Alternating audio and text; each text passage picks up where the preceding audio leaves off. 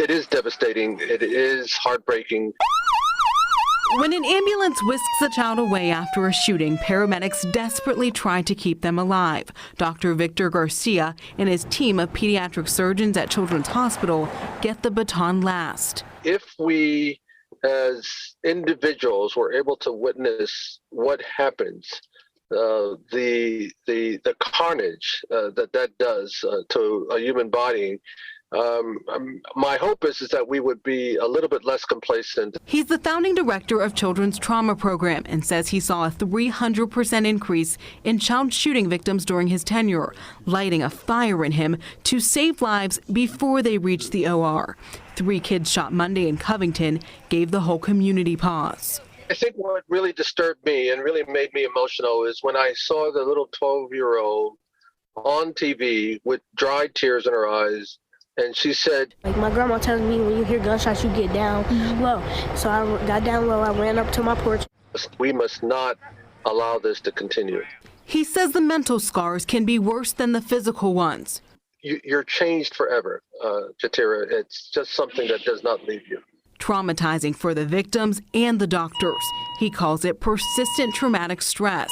The hospital treated 39 children for gunshot wounds last year, 44 in 2020, the highest since 2016, the worst year on record, when 54 juveniles were shot and treated at Children's. One of the things that has happened is that history repeating. We're seeing it further increase. He's working with a trauma surgeon at UC looking for evidence-based solutions, starting with youth most susceptible to becoming victims. We have to do something different than what we've been doing for the past 30 years. And we believe that there is a solution to this. Speaking of solutions, several years ago, Dr. Garcia helped start SERVE, Cincinnati Initiative to Reduce Violence. But he says now that many of the shooters and victims are youth, leaders need to take an entirely different approach to address this issue. We're live in Avondale tonight. Jatera McGee, WLWT News 5. It really makes so much sense, Jatera, and I know a lot of the violence here in Greater Cincinnati is happening in those lower income areas. Did Dr. Garcia address that at all?